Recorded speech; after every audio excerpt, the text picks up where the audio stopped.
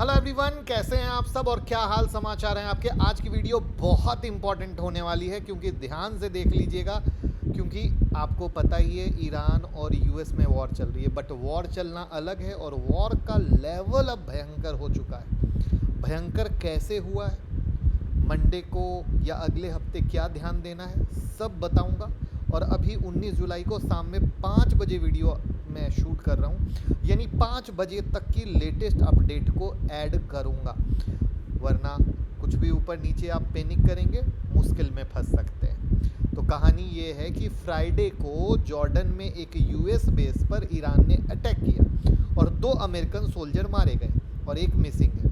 और मार्च के बाद पहली बार है कि जब ईरान की तरफ से जब फायर हुआ तो यूएस के सोल्जर मारे गए। अब यूएस ने क्या किया, सीधा नए सिरे से अटैक शुरू कर दिया। रिजल्ट क्या निकला, 18 जुलाई 19 जुलाई यानी कल और आज लगातार यानी 8 रात से यूएस ने ईरान पर स्ट्राइक किया हुआ है। बट 2 अधिकारी के मरने के बाद उस जो आक्रमण है, स्ट्राइक है, उसकी रफ्तार बढ़ चुकी है और बिना रुके अटैक किया जा रहा है। बट सबसे जो मैंने बोला था ध्यान देने वाली बात है, अब अटैक में सिर्फ मिलिट्री टारगेट नहीं रहे हैं, सिविलियन इंफ्रा पर भी अटैक हो रहा है, जो किसी भी युद्ध को बहुत खतरनाक स्तर पर ले जाने के लिए जिम्मेदार होता है। Bridge, energy facility, railway station, ये सब पहले से टारगेट हो रहे थे। लेकिन अब ये पक्की खबर है कि 18 जुलाई को यूएस की स्ट्राइक ने साउथ ईरान के जो एक एरिया है, हॉर्मुजन का एक एरिया है, वहाँ पे डिसलिनेशन प्लांट को तबाह कर दिया। ईरान ने भी जवाब दिया, कुवैत के एक पावर और वाटर डिसलिनेशन प्लांट को उड़ा दिया। यानी जो ये जो एरिया है डिसलिनेशन प्लांट, जिनको मैं एज अ टर्म यूज़ कर रहा हूँ, ये सिविल लिंक्ड इंफ्रास्ट्रक्चर होते हैं। यानी दोनों तरफ से भैया जो सिविल यानी हम और आप रहते हैं, जो उनसे जुड़ा एरिया है, वहाँ के जो इंफ्रा हैं उनको बर्बाद किया जा रहा है। और ये किसी भी जंग में सबसे डेंजरस लेवल है। एक चीज़ जो आप लोग सोशल मीडिया पे सुन रहे होंगे कि बुसेसर का जो न्यूक्लियर प्लांट है वहाँ पर अटैक हुआ है, बट अभी कंफर्म नहीं हुआ है, तो उसको पक्का मत मानिएगा। और आज संडे की अगर हम बात करें 19 जुलाई की भी, तो भी लगातार दोनों साइड से अटैक चल रहे हैं। यहाँ पर जो सबसे सरप्राइजिंग एलिमेंट आया है, यूएस ने यूके को बोला भैया तुम अपनी जगह दो और तुम्हारे यहाँ से अब अटैक होने वाला है ईरान पर। अब यूके आ चुका है टेंशन में, क्योंकि अगर यूके ने जगह दे दी तो सिंपल सी बात यह है कि यूके भी वॉर में उतर जाएगा। और यूके अगर वॉर में उतर गया तो ईरान जैसे हर जगह अटैक कर रहा है, वो यूके पे भी अटैक करेगा। तो ये मामला यूके के लिए, और अगर यूके ने साथ नहीं दिया तो यूएस के साथ संबंध खराब हो जाएंगे। यानी घूम फिर के जैसे एक होता है ना कि step by step world war में तुम भी आओ, तुम नहीं आओ तो तुम मेरे दुश्मन, कुछ ऐसी कहानी बन रही है।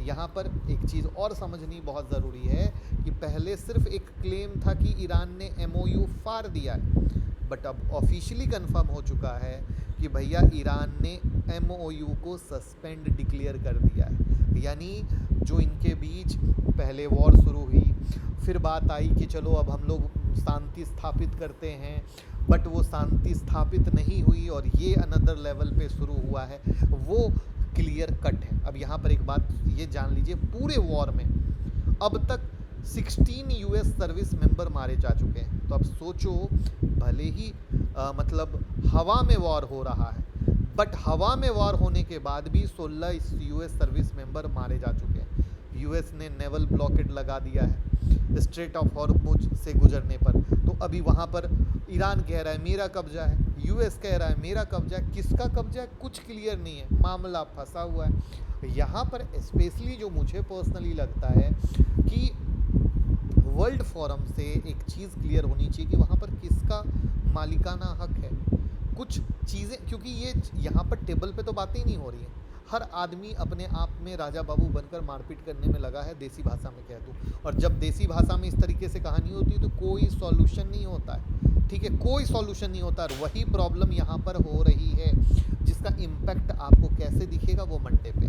बट मेरा मानना है कि मैं एक देसी भाषा में बोलता हूँ, जो लोग यूट्यूब मेंबरशिप से जुड़े होंगे, मैंने उसी समय कहा था कि अप्रैल में वॉर रुकेगी और अप्रैल में वॉर रुकी।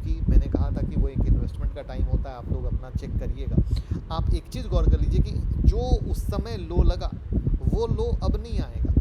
वो अब यही चीज़ होता है, क्यों? क्योंकि मार्केट थितर हो जाता है। अब मार्केट रुके करे, चाहे आप निफ्टी देख लो, बैंक निफ्टी देख लो, स्मॉल कैप मिड कैप, तो अनदर ही लेवल पे। तो अगर आप यूट्यूब मेंबरशिप से नहीं जुड़े हो तो जुड़ जाना, हर संडे वीडियो आती है। प्लस मार्केट ओपन होने से पहले अगर हमें कुछ लगता है तो वो अपडेट देते हैं। और आप ये प्रूफ को देखोगे तो आपको खुद ब खुद समझ में आएगा कि हाँ भैया, अगर हम यूट्यूब मेंबरशिप से नहीं जुड़े हैं तो हम बहुत बिगेस्ट मिस्टेक कर रहे हैं। तो अपनी गलती को हटाओ, ट्रेडर और इन्वेस्टर हो तो उससे जुड़ जाओ, आपकी ट्रेडिंग जर्नी को आगे बढ़ाएगा।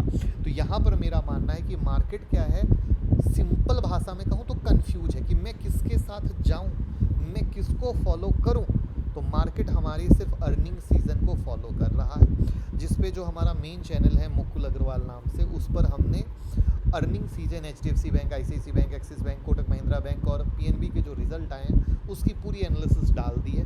आप उसको जाकर चेक कर लें तो आपको उस एनालिसिस से पूरा बैंकिंग का रिजल्ट क्या है, कैसे है, वो पूरी पिक्चर क्लियर हो जाएगी।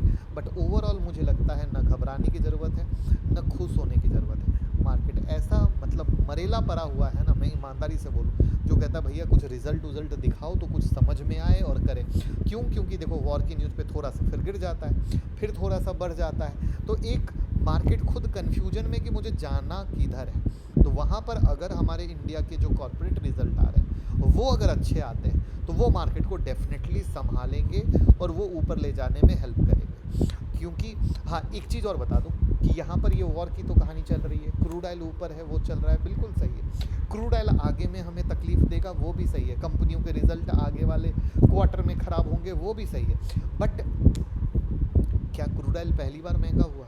आंसर है नो। तो यानी चीज़ें ख़राब होती हैं, फिर चीज़ों की लत पड़ती है कि ये महंगा सामान है, इसको इसी तरीके से करना है, तो वो पूरा एक शॉर्ट टर्म का सिनारियो है जहाँ से मार्केट निकलने की कोशिश करेगा। इसीलिए मार्केट में लिक्विडिटी नहीं है और इसीलिए मार्केट जो एक अनदर लेवल पे चलना चाहिए वो नहीं चल पाता है। थोड़ा सा चलता है फिर गिर जाता है, थोड़ा सा चलता है फिर गिर जाता है। और इन्हीं सब के मद्देनज़र अप्रैल का जो लो लगा वो आपको वापस से दिख नहीं पा रहा है। तो अगर यूट्यूब मेंबरशिप से जुड़े रहोगे तो इस तरह की चीज़ें मिलती रहेंगी। बट मेरा मानना है कि रिलैक्स रहें, ज़्यादा पैनिक ना करें।